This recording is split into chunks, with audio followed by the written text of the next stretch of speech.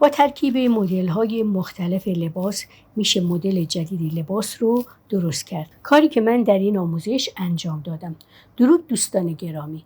از این مدل یقه و آستین میتونیم برای انواع شمیزها و پیراهن‌های زنانه استفاده کنیم. امیدوارم مورد استفادهتون قرار بگیره. اگه آموزش رو دوست داشتین اینو لایک و نظراتتون رو کامنت کنید و با سابسکرایب کردن کانال و انتخاب زنگوله کنار اون میتونید آموزش‌های بیشتری رو دریافت کنید. الگوی مورد نیاز برای این مدل شمیز یه دونه الگوی بالاتن قسمت جلو با پنس روی سرشانه که بهتر این پنس روی سرشانه از گوشه حلقه گردن 2 سانتیمتر فاصله داشته باشه و نوک پنس هم که روی نوک سینه است. این قسمت زیر سینه هم یه دونه پنس 2 سانتی تا 3 سانتی داشته باشه. پنس خط پهلو را هم باید داشته باشیم. همچنین الگوی بالاتنه پشت تا روی خط کمر و الگوی آستین تا 5 سانتیمتر مانده به آرنج رو لازم داریم.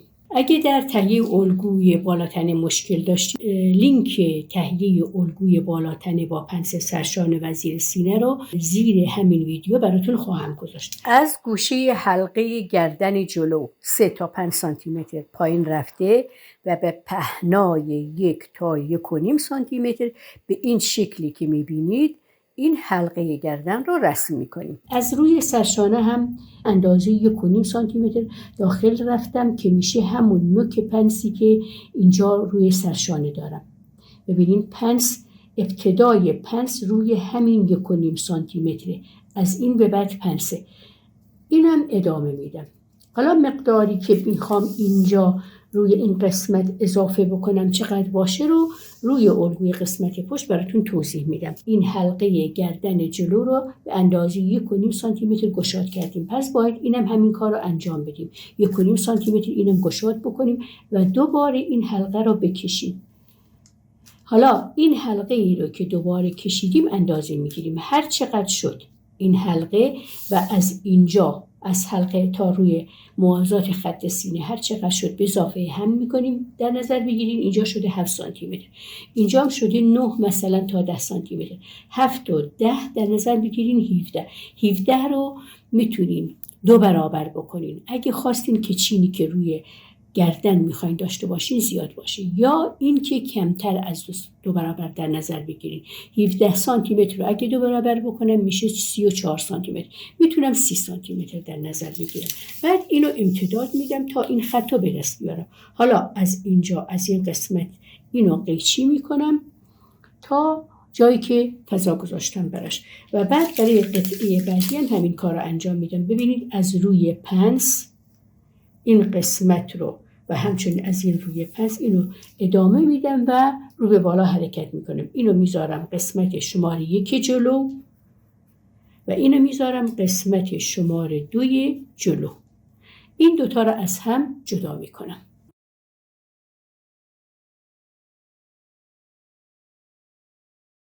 حالا در این قسمت شماره 2 این پنس هم رد میشه. اگه خواستیم در کمر کمی اینو تنگ بکنیم. اینجا هم این پنس رد میشه. روی قسمت شماره 1 هم از این گودی که اینجا در نظر گرفتم برای حلقه گردن اینو امتداد میدم و قیچی میکنم تا انتهای اندازه‌ای که برای این قسمت در نظر گرفتم. حالا این قسمت تا اینجا به حالت عادی دوخته میشه. از این خط بالا این اضافه‌ای که اینجا دارم چین میخوره روی این قسمت و همچنین روی حلقه گردن پشت. الگوی قسمت پشت رو من گذاشتم روی دلای باز پارچه. الگوی قسمت جلو شماره 2 اونم گذاشتم روی دلای باز پارچه. ولی این قسمت که الگوی شماره 1 بود از این قسمت تا پایین روی دلای بسته و از این به بعد باید روی دلای باز پارچه باشه و 2 بار اینو تکرار میکنیم. یعنی باید این قسمت 2 رویه باشه. قد الگوی آستین تا نزدیک به آرنج هستش، میتونیم 5 سانت کوتاه‌تر از آرنج در نظر بگیریم. روی این خطی که داریم در روی الگوی آستین به اندازه 4 تا 5 سانتی متر میتونین پایین بیاین و به صورت هلالی که اینجا ببینین یه مقدار صافه. اینو وصل بکنین روی حدود 5 سانتی متر مانده به این انتهای حلقه آستین و این هلال رو به طور کامل از هم جدا بکنین. دقت کنید آستین رو در محلی که از هم جدا کردیم، این قسمت پایین آستین که روی آرنج قرار میگیره روی دلای بسته پارچه قرار میگیره و قسمت شماره 2 از اینجا حدود 4 تا 5 سانتی متر براش اضافه میذاریم. از این قسمت هم ببینین که پایین اومدم حدود 2 تا 3 سانتی متر میتونین پایین بیاین و اینو به صورت هلال دوباره سر جای اولیه خودش وصل بکنین. برای همین کار رو برای تاج آستین هم تکرار بکنین. حدود 2 تا 3 سانتی متر از اینجا بالا برین و این قسمت رو دوباره روی تاج آستین وصل بکنین که هم اینجا اضافه داشته باشیم هم اینجا. موقعی که این قسمت رو به اینجا چین میدیم یک کمی این چین بیفته روی بازو.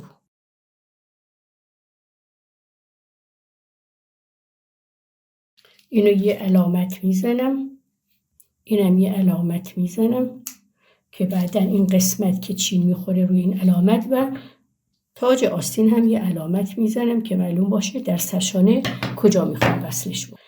میتونین این قسمت رو روی دلا بذارین اگه پارچه دارین و میخواین ایستای این قسمت یه مقدار بهتر باشه.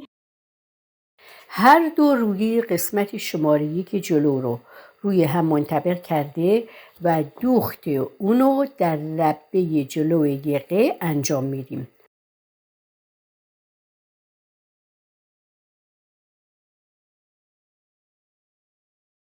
اونو برمیگردانیم و روی لبه زیرین به طرف زاپاس دوخت دوم رو هم انجام میدیم تا لبه یقه ایستایی خوبی داشته باشه.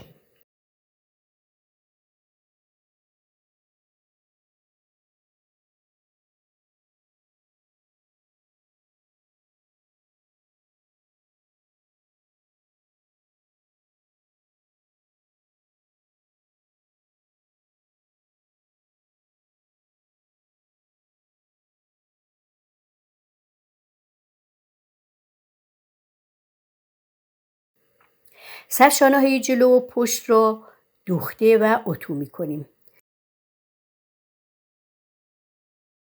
بعد از اینکه قسمت شماره 1 جلو که اینجا روی دلای بسته پارچه گذاشتیم رو دوختم، آماده کردم به این شکلی که می‌بینید. ببینید این داخل حلقه گردن جلو هستش و اتو کردم، آماده شد. حالا من باید اینو وصل کنم روی اون قطعه شماره 2 که داشتم روی بالاتنه جلو. قبل از اینکه بیام این کار رو انجام بدم این قسمت که میشه وسط پشت، این خط دوخت رو انجام میدم. این دوتا رو روی هم منطبق میکنم، این خط دوخت رو انجام میدم. وقتی این خط دوخت رو انجام دادم حالا این دوتا به هم وصل میشن. موقعی که وصل شدن اینجوری ببینین حالت حلقه گردن پشت به دست میاد. کار بعدی که انجام دادم دوخت سرشانه ها هستش. ببینید سرشانه جلو و پشت به هم دوخته شده، اتو کردم. حالا برمیگردانم در خط پهلوها که اینها را منظم میکنم. این قسمت خالیه و این همان جاییه که این قطعه شماره 1 در اون قسمت قرار میگیره.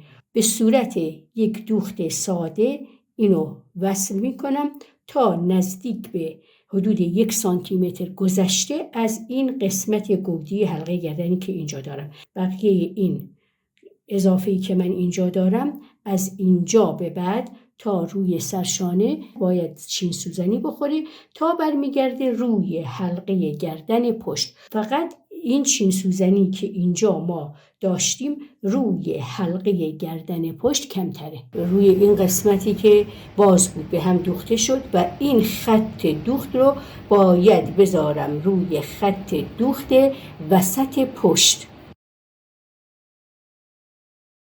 بقیه کار به موازات همین گردی کمی بالاتر اینجوری با دوخت درشت، 2 دوخت درشت میزنم، نخ ماسوره رو میکشم تا جایی که این 2 هم اندازه هم بشن، شماره 1 و 2 هم اندازه هم بشن. بعد اینا رو که روی هم سنجاق بکنم، این قسمت روی این قسمت دوخته بشه و به این ترتیب از این قسمتی که چین خورده روی این قسمت دوخته میشه تا برمیگرده روی حلقه. ببینید این سرشان است، تا برمیگرده روی حلقه گردن پشت، همین جایی که من سنجاق زدم. همین کارو برای این قسمت دوم هم تکرار میکنیم. از اینجا اینا رو که روی هم منطبق میکنیم، اینا رو سنجاق میزنیم، دوخت میزنیم تا روی خط وسط حلقه گردن پشت اینو امتداد میدیم. فقط نقطه‌ای که باید بهش توجه بکنیم اینه، این خط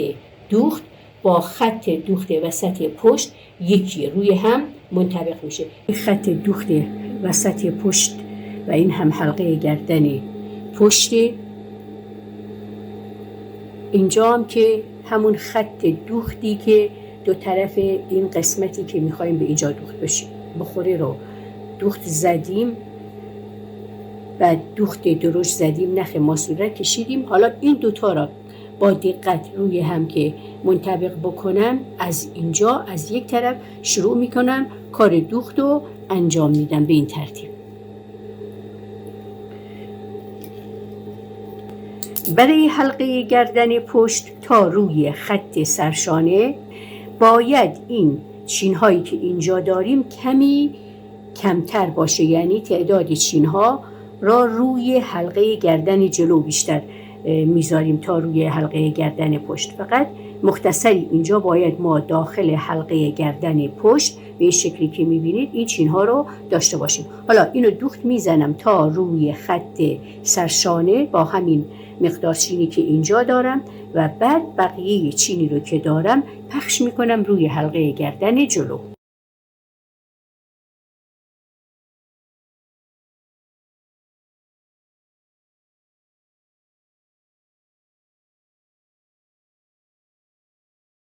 از این به بعد دیگه از این گردی که روی این قسمت داشتیم، ببینید از اینجا به بعد دیگه یک خط صاف دوخته که روی 2 قطعه جلو انجام میگیره.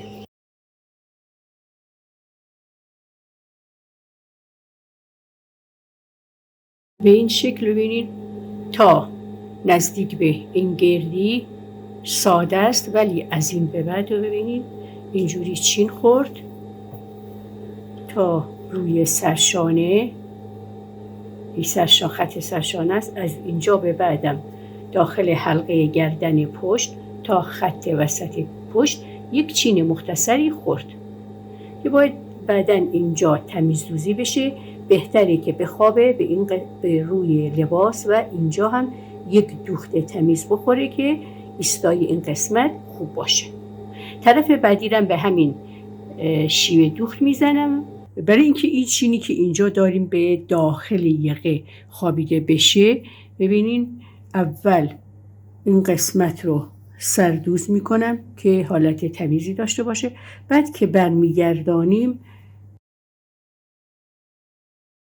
طرف حلقه آستین اینجا یه دوختی میزنیم.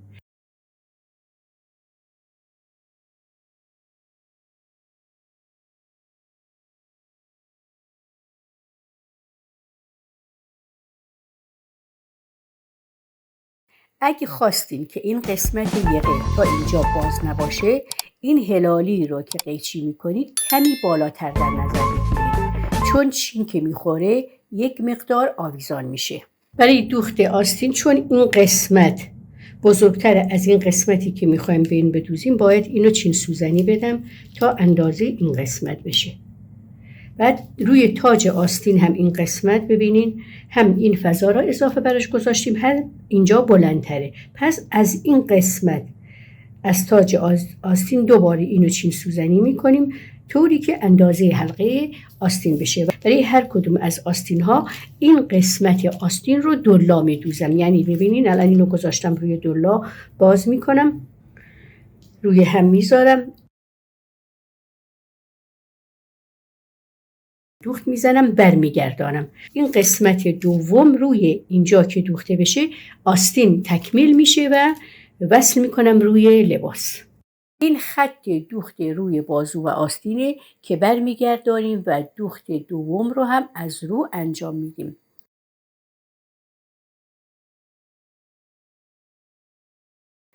قطعه بالایی آستین در محل دوخت به مچی آستین باید چینی سوزنی بخوره.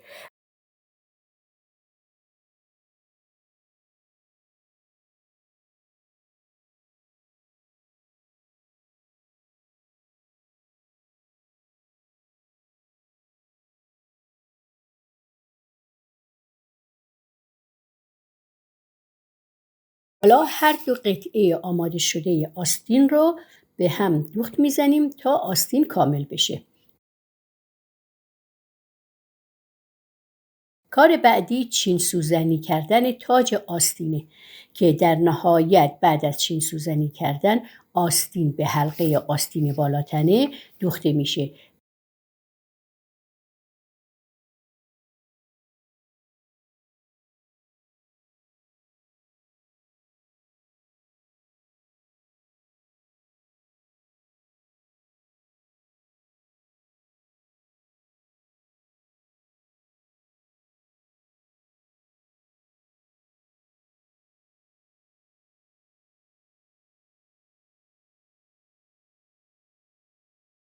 و سپس خط دوخت آستین و خط پهلوی شومیز هم دوخته میشه.